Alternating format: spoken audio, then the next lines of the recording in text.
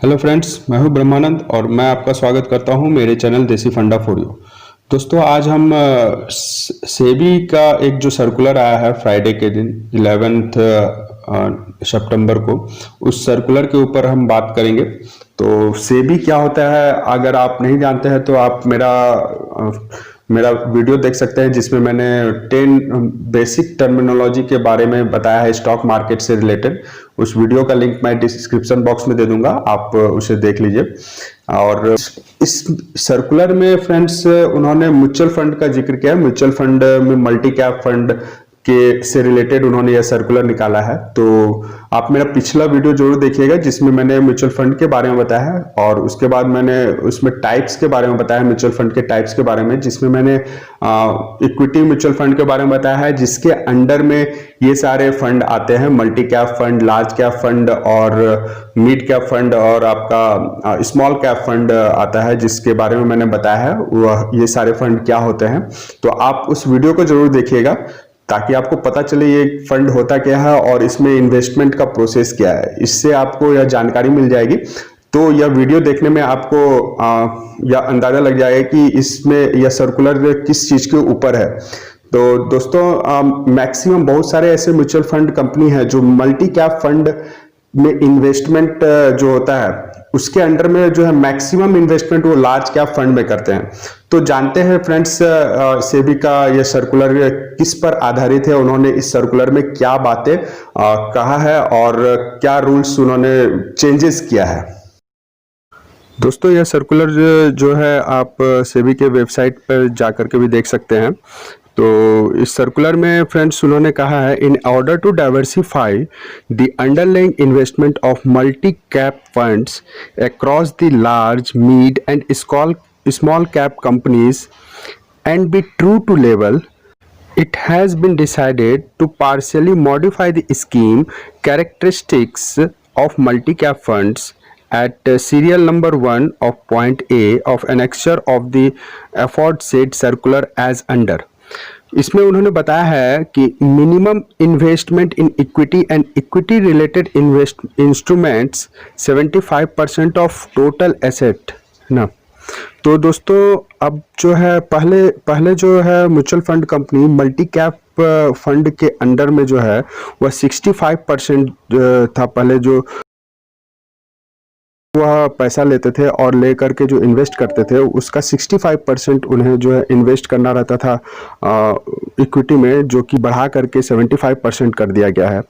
Next उन्होंने कहा है, minimum investment in equity and equity related instrument of large cap companies is 25% of total assets, है ना। तो फ्रेंड्स, लार्ज कैप कंपनीज में उन्हें जो है मिनिमम 25% जो है टोटल का उन्हें इन्वेस्टमेंट करना होगा।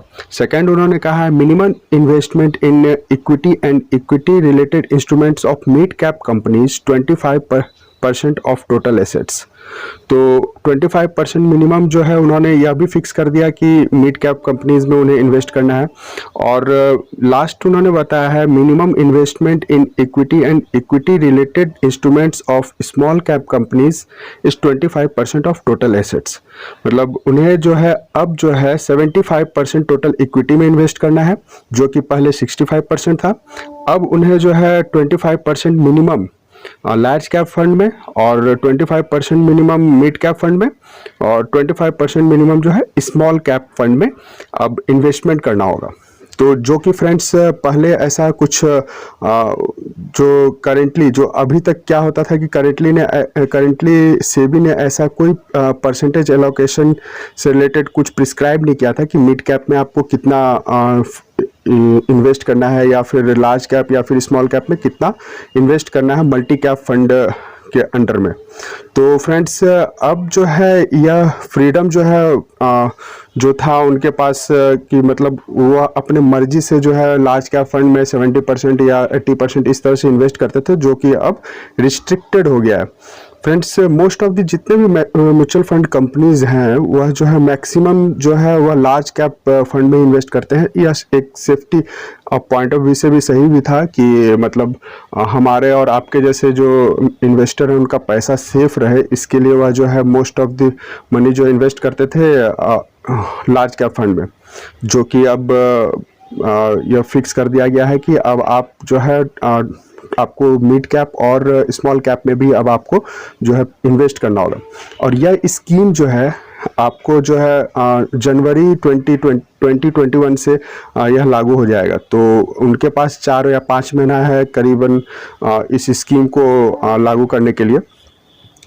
दोस्तों, जिस तरह से अब ऐसा यह जो सर्कुलर आया है, इसके बाद आपको यह देखने को मिल सकता है कि मैक्सिमम बहुत सारी ऐसे म्यूचुअल फंड कंपनी है जिन्होंने अपना मोस्ट ऑफ द पैसा जो है उन्होंने लार्ज कैप फंड में लगा के रखा है। अब उन्हें जो है इस फंड से पैसा निकाल करके उन्हें मिड कैप और स्मॉल कैप स्टॉक में लगाना होगा, जिससे कि आपको आने वाले समय में स्मॉल कैप और मिड कैप के स्टॉक में आपको तेज़ी देखने को मिल सकती है। इससे रिलेटेड फ्रेंड्स, इकोनॉमिक्स टाइम्स में मॉर्निंग स्टार इंडिया ने एक स्टेटमेंट दिया है।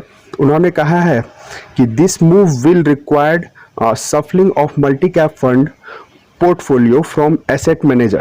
About 27,000 crore will move to small cap stock and 13,000 crore will move to mid cap stock.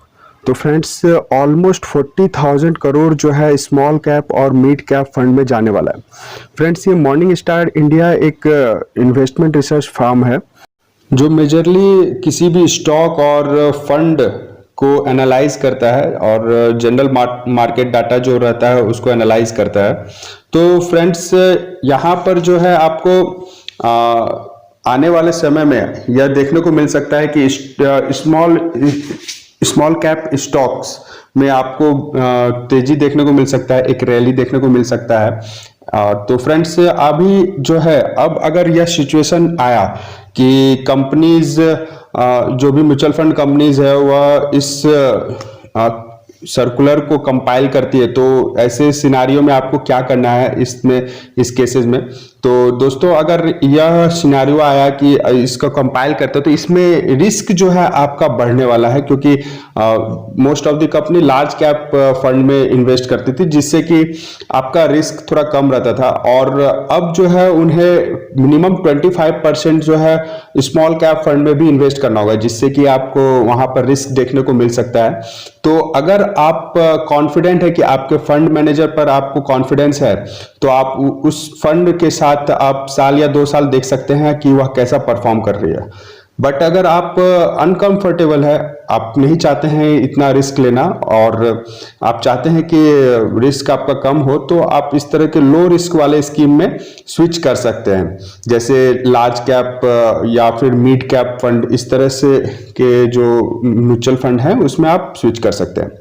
दूसरा केस, अगर मान लीजिए ऐसा होता है कि वह कंपनी म्यूचुअल फंड कंपनी उसको रिक्लासिफाइड करती है in terms of like focused fund और वैल्यू फंड में, इस तरह के कुछ फंड में अगर रिक्लासिफाइड करती है, तो इस सारे केस में आपको जो है इतना टेंशन लेने का जरूरत नहीं है, क्योंकि यह फोकस्ड फंड का बस उसे लेवल लग जाएगा, बाकी सारा जो उसमें जो पोर्टफोलियो है, जो उसका पोर्टफोलियो है वह सेम ही रहेगा। सेम वैसे ही अगर वैल्यू फंड का अगर में स्विच करती है तो फिर उसमें भी आपको इतना टेंशन लेने का जरूरत नहीं है, क्योंकि वहां पर जो है ऑलरेडी वह जो है वैल्यू इन्वेस्टिंग प्रिंसिपल को जो है फॉलो करती है। तो वैल्यू इन्वेस्टिंग प्रिंसिपल के बारे में अगर आप नहीं जानते हैं तो आप मेरा जो है ये इंटेलिजेंट इन्वेस्टर से रिलेटेड जो उसका चैप्टर वाइज वीडियो बना रहा हूं, आप उसे देख सकते हैं, जिसमें मैंने वैल्यू इन्वेस्टमेंट के बारे में बताया है। तो फ्रेंड्स, इसमें जो है मिला जुला कर जो है आपको जो है आने वाले टाइम में स्मॉल स्टॉक्स में जो है, जो स्मॉल कैप स्टॉक्स में जो है आपको एक रैली देखने को मिल सकता है। तो आप अगर चाहते हैं कि आपको स्मॉल स्टॉक्स में अगर इन्वेस्टमेंट करना है, तो आप अभी से ही जो है निफ्टी के जो टॉप 100 जो स्मॉल कैप स्टॉक्स हैं उसमें आप उस पर फंडामेंटल एनालिसिस करें और देखें कि कौन सा स्टॉक जो है सुटेबल होगा आप उसमें इन्वेस्टमेंट कर सकते हैं लॉन्ग टाइम के लिए। ऐसा नहीं है कि शॉर्ट टर्म में आपको मतलब करना है, आपको आने वाले 1 साल 1.5 साल में इस तरह से आपको उसमें अच्छा खासा रैली देखने को मिल सकता है। तो फ्रेंड्स, अगर आपको आज का वीडियो मेरा पसंद आया तो लाइक एंड सब्सक्राइब जरूर करिएगा। Thank you.